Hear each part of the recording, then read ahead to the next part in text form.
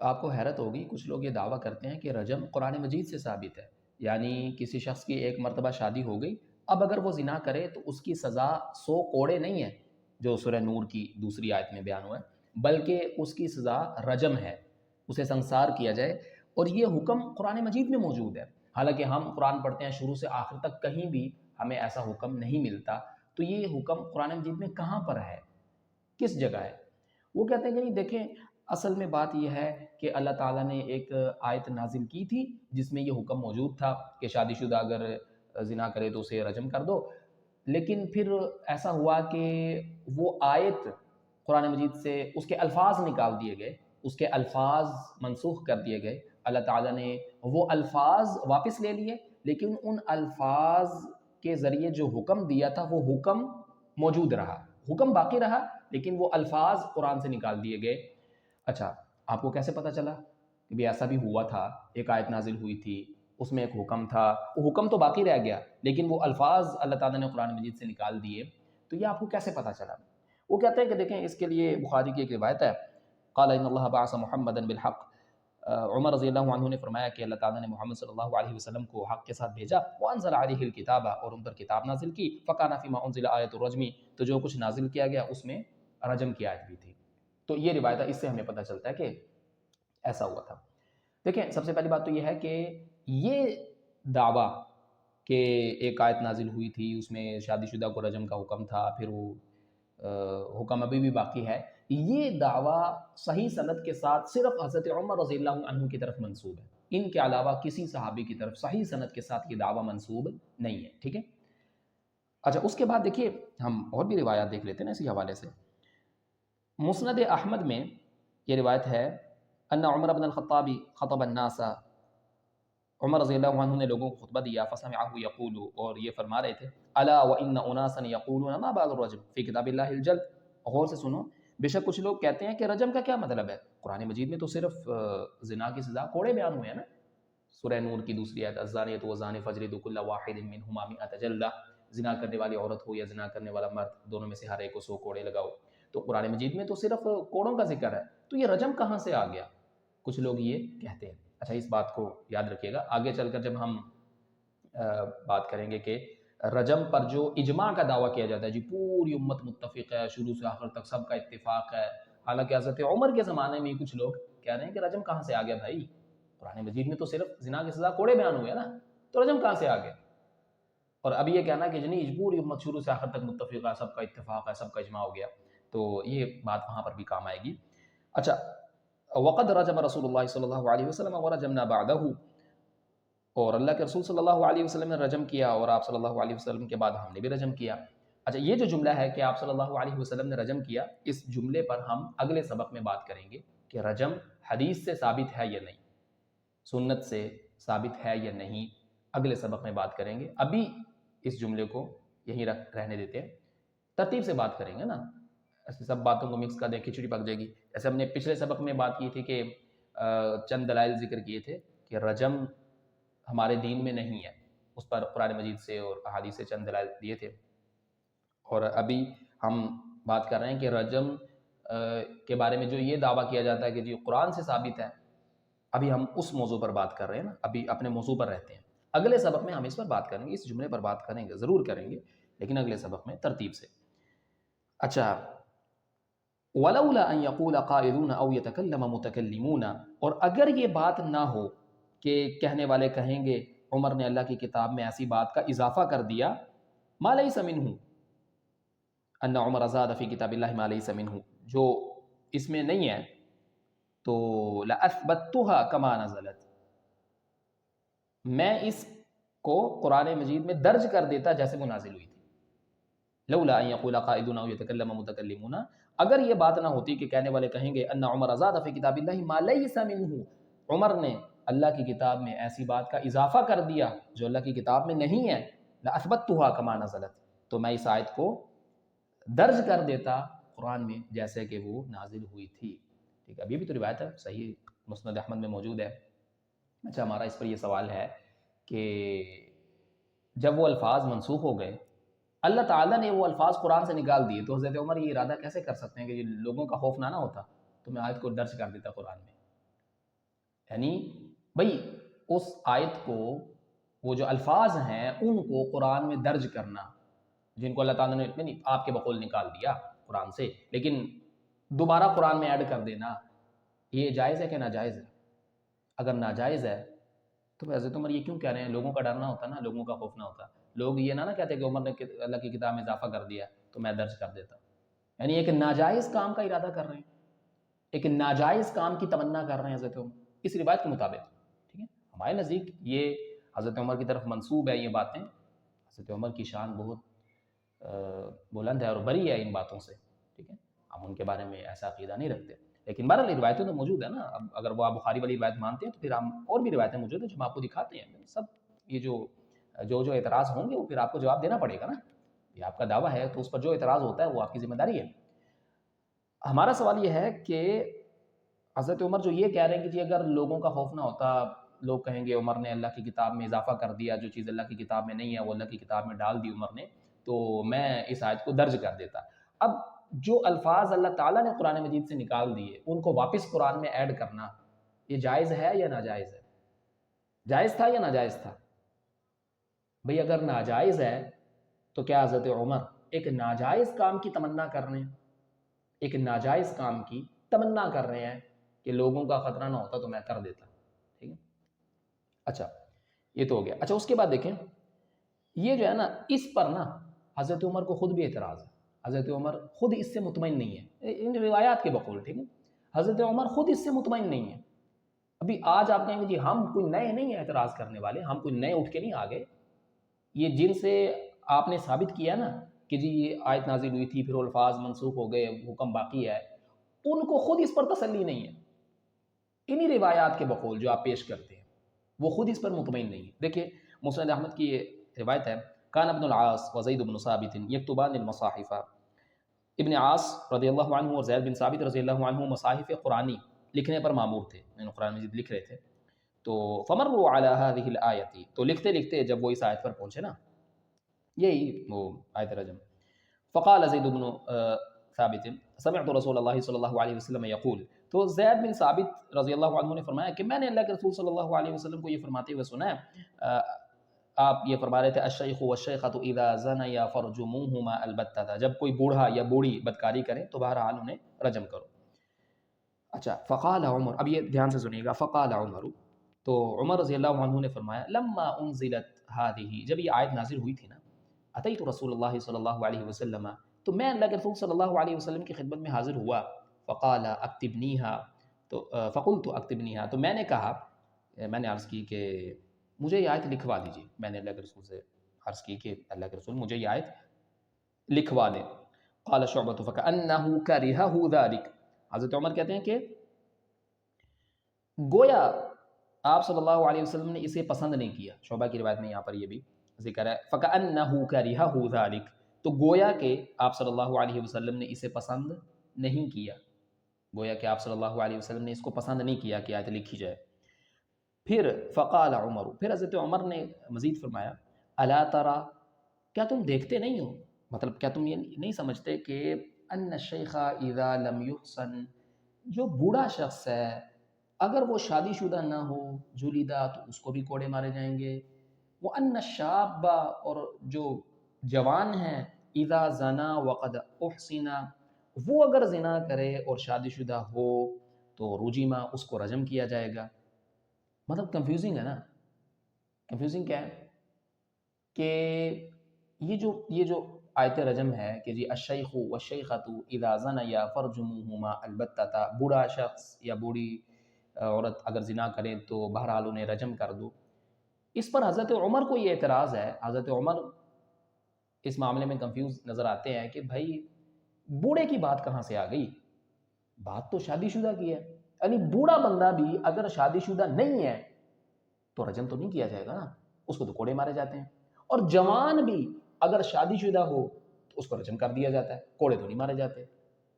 اب آیت میں الفاظ ہیں الشیخ والشیخۃ، بوڑھا مرد یا بوڑھی عورت. حالانکہ رجم کا تعلق بڑھاپے سے نہیں ہے، رجم کا تعلق تو شادی کے ساتھ ہے کہ ایک بندہ اگر شادی شدہ ہے اور وہ زنا کرتا ہے تو اس کو رجم کیا جائے گا. اگر غیر شادی شدہ ہے تو اس کو سو کوڑے لگائے جائیں گے۔ اس میں بوڑھا جوان کہاں سے آ گیا؟ تو حضرت عمر کو خود اس پر تسلی نہیں ہو رہی، مطمئن نہیں ہو رہے کہ یہ آیت کے الفاظ تو الشیخ والشیخۃ اذا زنیا فرجموها البتۃ،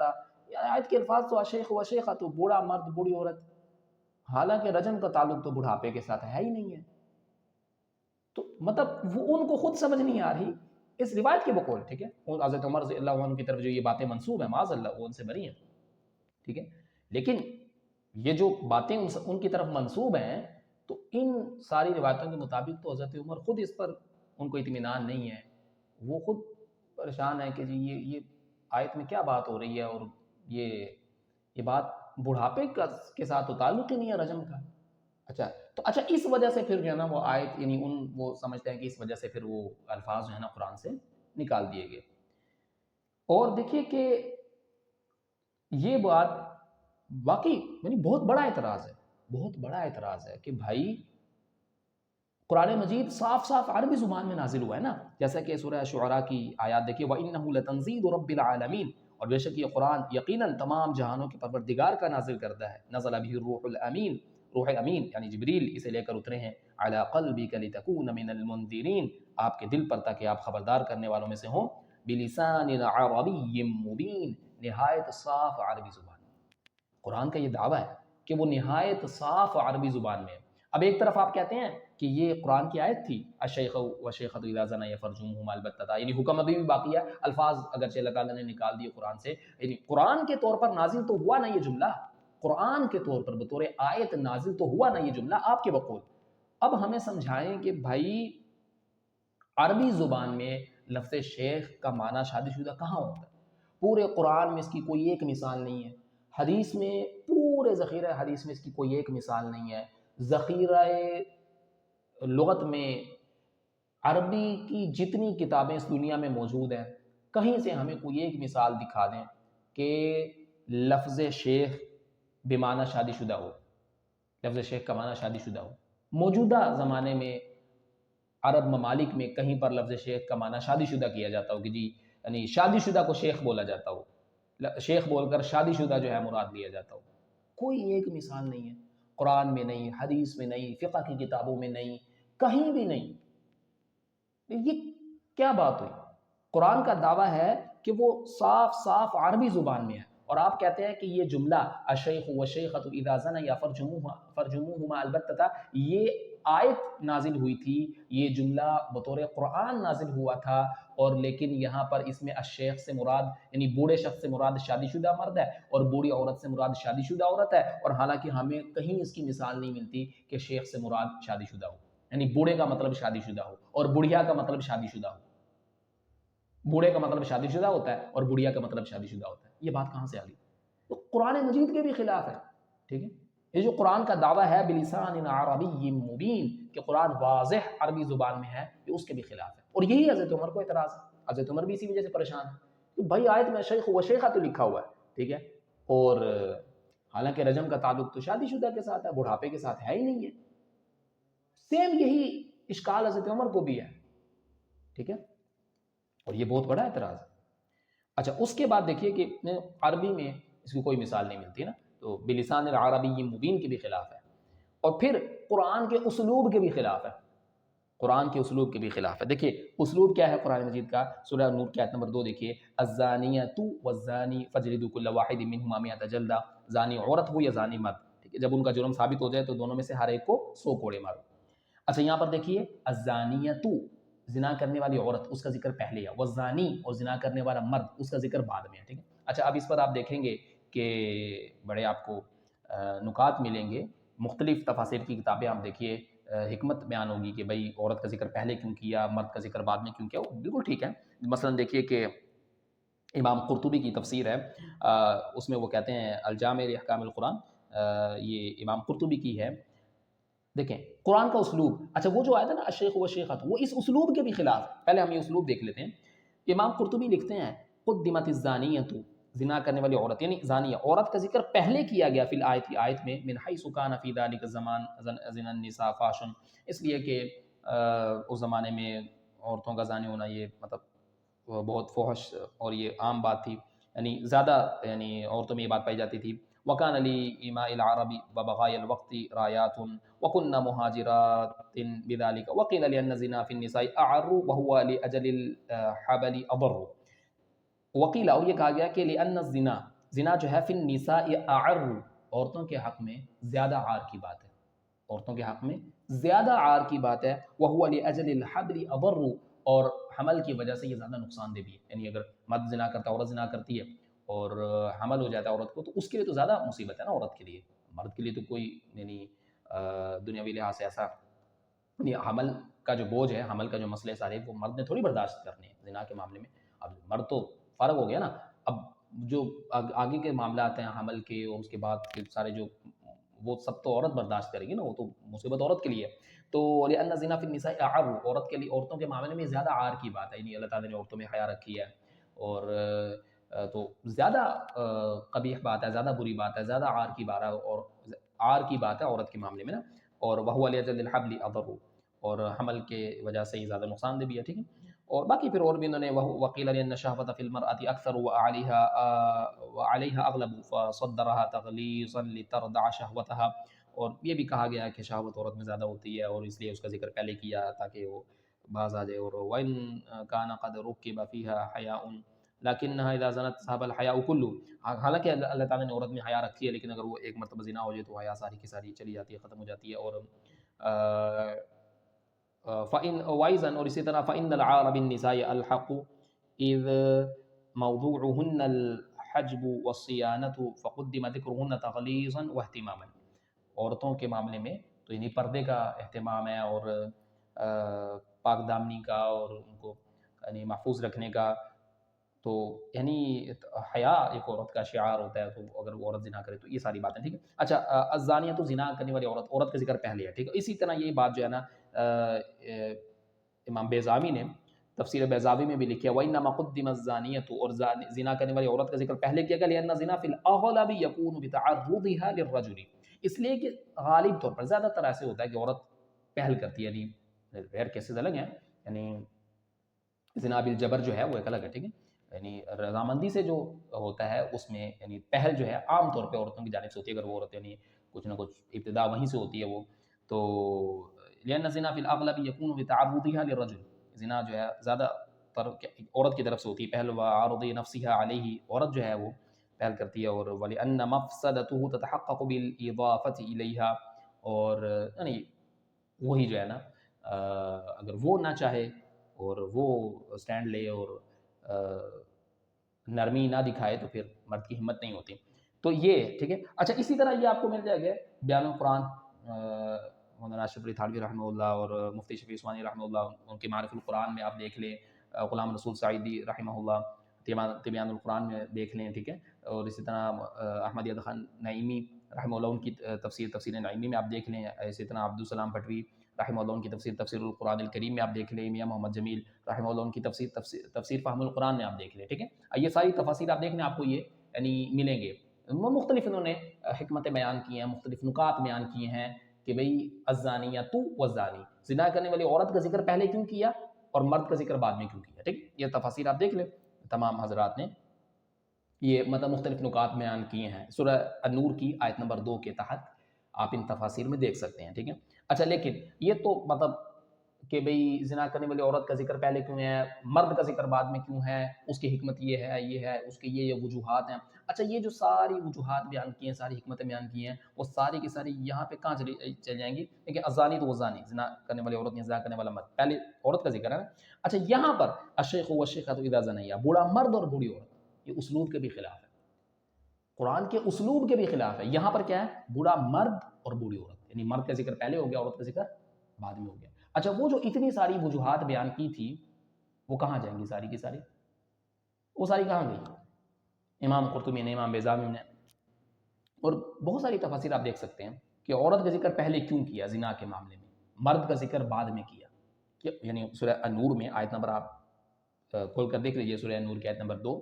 تو وہاں پر عورت کا ذکر پہلے ہے، مرد کا ذکر بعد میں. اچھا اس کے تحت تفاسیر میں جو اتنی وجوہات بیان کی گئی ہیں وہ ساری کی ساری کہاں جائیں گی؟ جب یہ جملہ جس کو کہا جا رہا ہے کہ جی آیت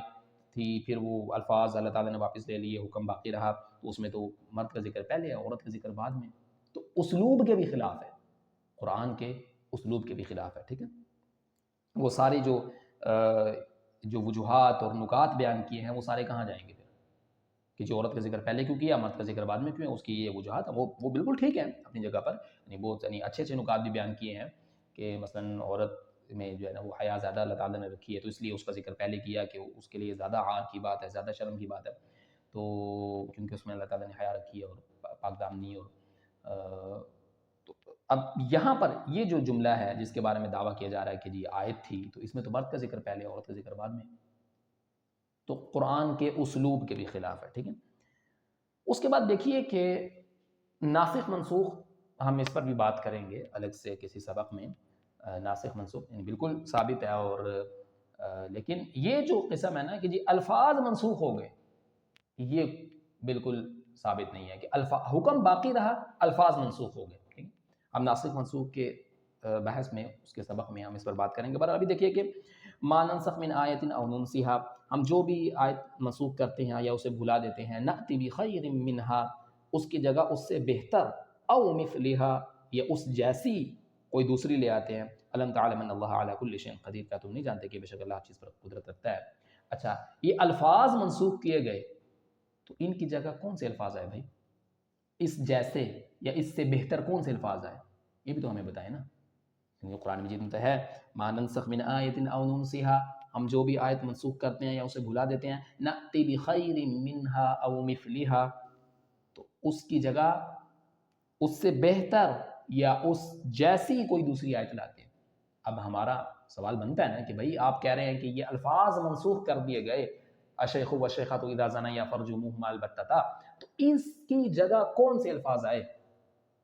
قرآن کا تو یہ دعویٰ ہے نا کہ وہ جس آیت کو منسوخ کرتا ہے اس سے بہتر لاتا ہے یا اس جیسی لاتا ہے، ٹھیک ہے. تو یہ الفاظ منسوخ ہوئے تو اس کی جگہ کون سے الفاظ آئے؟ اس سے بہتر یا کم از کم اسی جیسے کون سے الفاظ آئے؟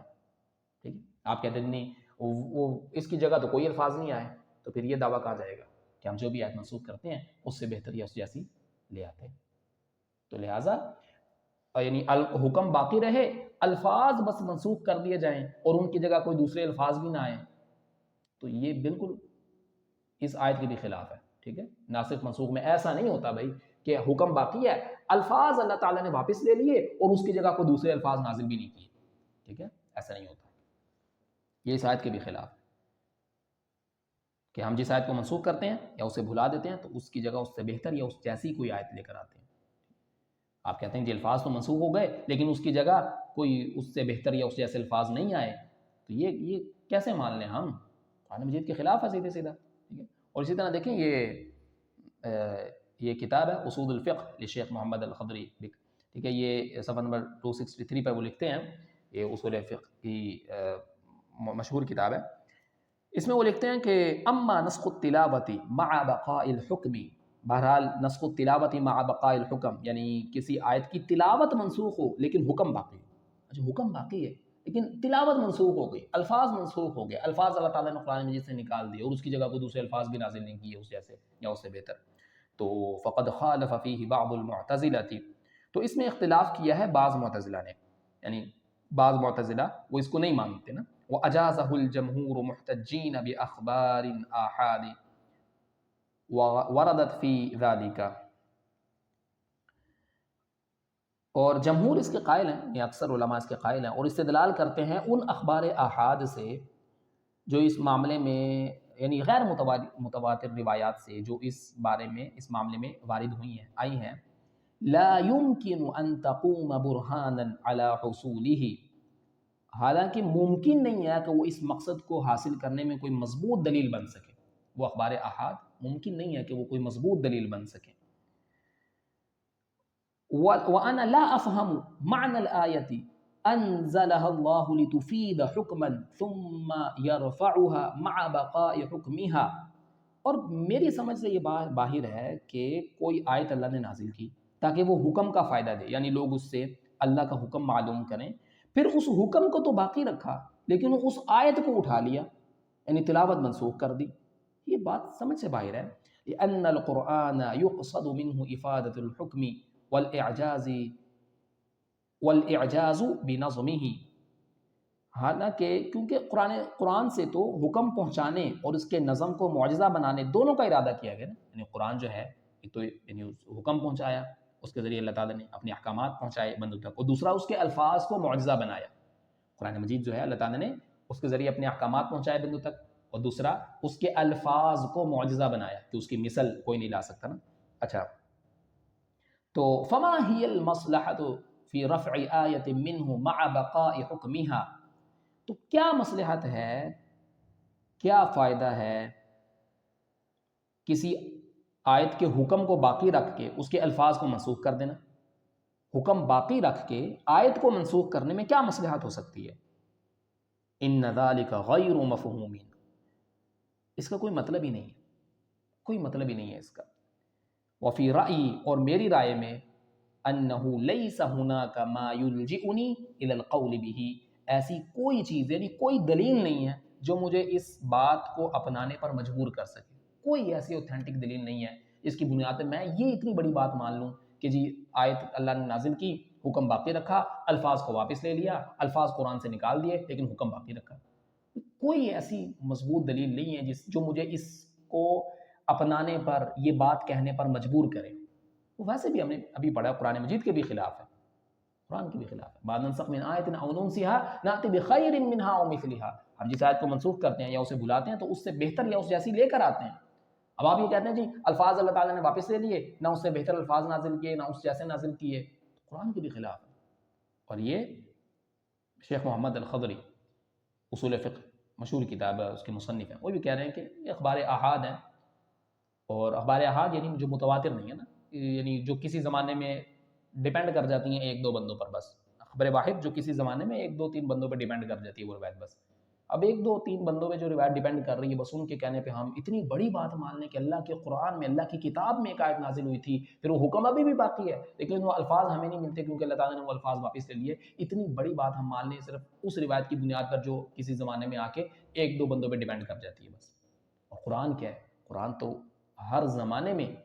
لاکھوں لوگوں نے نقل کیا. آپ صلی اللہ علیہ وسلم کے زمانے سے لے کر آج تک ہر زمانے میں لاکھوں لوگ اس کو نسل در نسل نقل کرنے والے ہیں. اور کوئی ایک روایت آ جاتی ہے جو کسی ایک زمانے میں جا کے ایک دو بندوں پہ ڈیپینڈ کرتی ہے، جس احتمال ہے کہ وہ بندہ بھول گیا ہو، اس کو غلطی لگی ہو سمجھنے میں، بولنے میں آگے، اور اس ایک روایت کی بنیاد پہ ہم یہ کہہ دیں کہ جی اللہ کی کتاب میں یہ حکم موجود ہے. الفاظ اگرچہ ہمیں نظر نہیں آ رہے، ہمیں نہیں ملتے، نظر نہیں آتے، لیکن اللہ تعالیٰ نے واپس لے لیے تھے لیکن حکم قرآن میں موجود ہے. یہ اللہ کی کتاب کے بارے میں اتنا بڑا ہم دعویٰ کریں. اور دیکھیے کہ پھر نا یہی بات زید بن ثابت سے بھی یعنی نقل کی جاتی ہے، ان کی طرف بھی منسوب کی جاتی ہے، اور ابی بن کعب رضی اللہ عنہ سے بھی منسوب کی جاتی ہے، اور ابو ماما بن سہل کی خالہ ہے عجمہ رضی اللہ عنہ، ان سے بھی منسوب کی جاتی ہے. لیکن یہ تینوں روایتیں ثابت نہیں ہیں سند کے اعتبار سے. ویسے بھی دیکھیے کہ قال زید، اس لیے ہم نے شروع میں کہا تھا نا کہ یہ دعویٰ صحیح سند کے ساتھ صرف حضرت عمر سے ہی منسوب ہے، باقی کسی سے صحیح سند کے ساتھ منسوب بھی نہیں ہے. اچھا، قال زید كنا نقرأ، زید بن ثابت نے کہا کہ ہم پڑھا کرتے تھے الشیخ والشیخۃ فرجموہما، البتہ تھا جب کوئی بوڑھا یا بوڑھی زنا کریں تو بہرحال انہیں رجم کر دو. فقال مروان، تو مروان نے کہا الا تجعلہ فی المصحف، تو بھائی پھر تم اسے مصحف میں کیوں نہیں رکھتے؟ یعنی تم پڑھتے تھے یہ آیت، تو یہ مصحف میں یعنی اللہ کی کتاب میں، قرآن میں کیوں نہیں اس کو ایڈ کرتے، کیوں نہیں اس قرآن میں کیوں نہیں ہے؟ قال،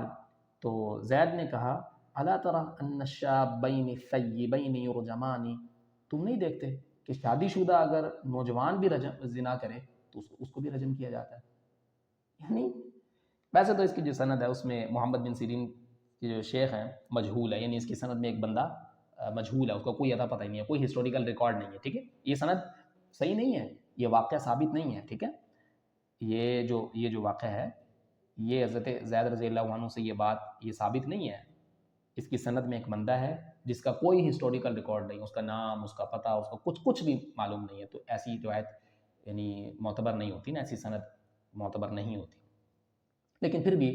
بہرحال بیان کی جاتی ہے نا یہ روایت بھی. تو بھائی ایک تو ہے یہ ضعیف روایت ہے، ٹھیک ہے، اس کا کوئی اسی سند صحیح نہیں ہے. دوسرا یہ ہے کہ آپ کہہ رہے ہیں کہ زید بن ثابت سے یہ یعنی بات ملتی ہے کہ انہوں نے بھی کہا کہ یہ آیت نازل ہوئی تھی. بھائی انہوں نے یہ بھی کہا، انہوں نے خود اس پر اعتراض بھی کر دیا، خود وہ بھی اس پر مطمئن نہیں ہے، وہ بھی وہی اعتراض وہی اشکال کر رہے ہیں جو عمر کو ہے رضی اللہ عنہ. کہ بھائی مروان نے کہا کہ پھر تم اس کو کیوں نہیں مصحف میں کیوں نہیں لکھتے، قرآن میں آیت کیوں نہیں ہے پھر؟ تو کیا جواب دیا؟ الا تری ان الشابین الطیبین یرجمان، کیا تم نہیں دیکھتے کہ اگر نوجوان شادی شدہ ہو اور وہ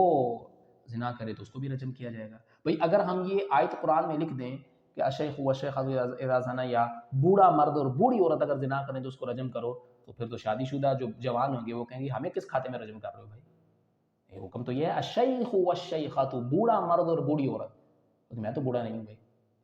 یعنی کوئی شادی شدہ اگر زنا کرے تو کہہ دے گا بھائی میں تو بوڑھا نہیں ہوں بھائی، نوجوان وہ کہے گا مجھے کس کھاتے میں رجم کر رہے ہو بھائی؟ ٹھیک ہے،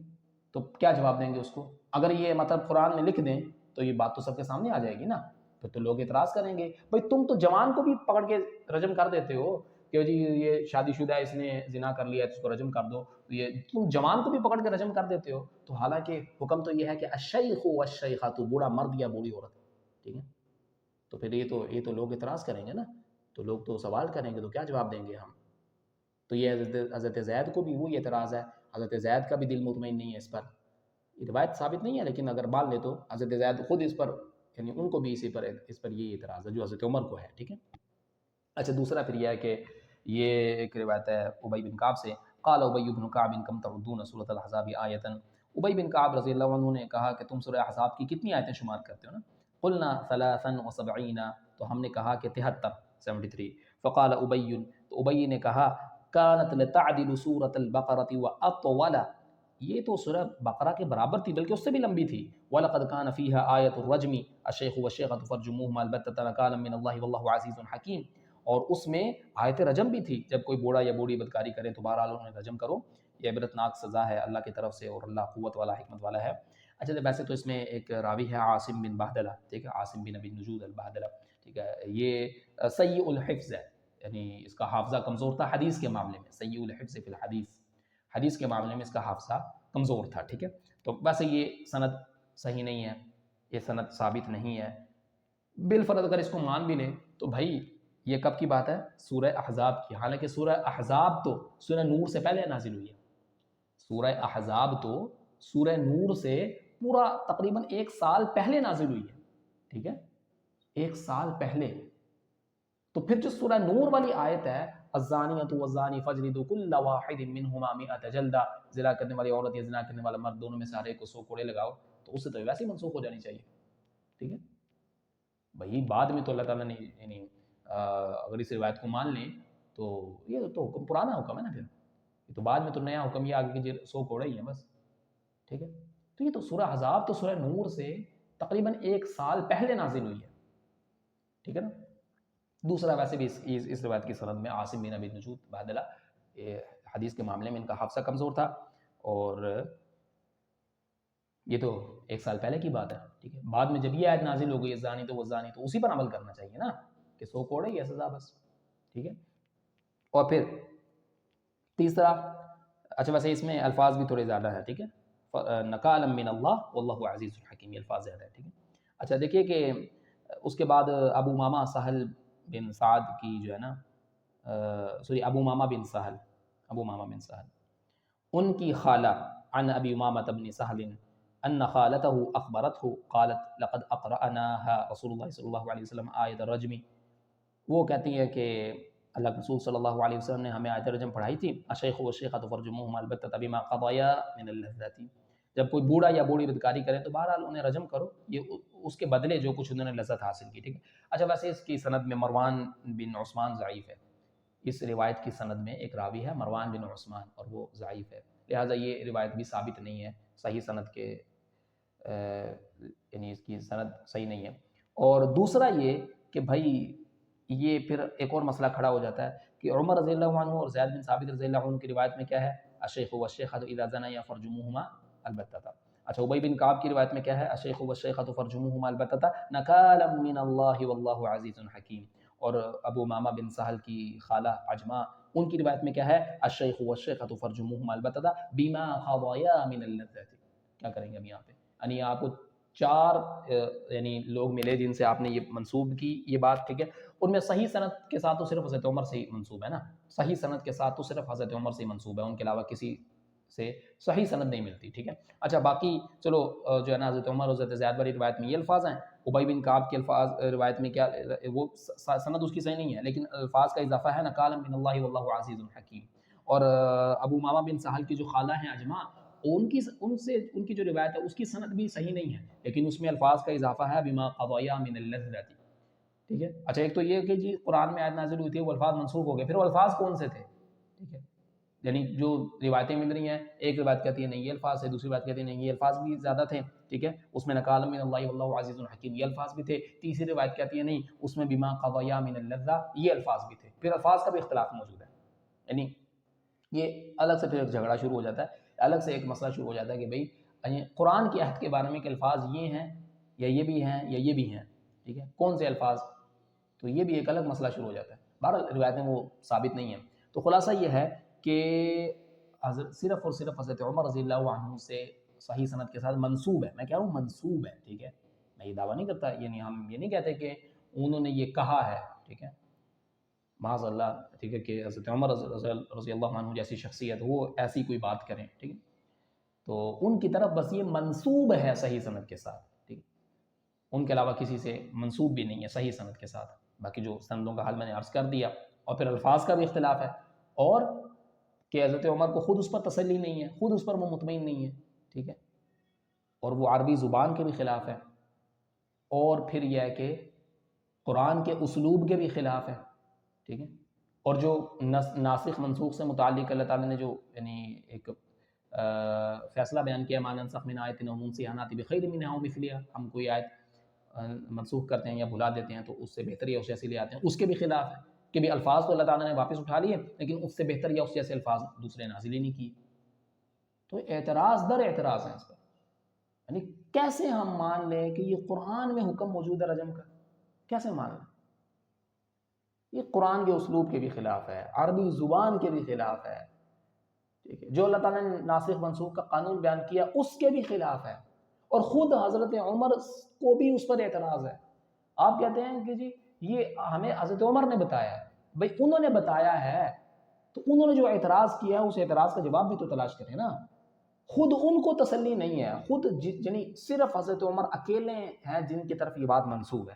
صحیح سند کے ساتھ، صرف حضرت عمر کی طرف منسوب ہے، اچھا خود ان کو بھی تسلی نہیں ہے، روایات کے بقول روایات کے مطابق خود وہ بھی مطمئن نہیں ہے، اور آپ آج اتنے بڑے یعنی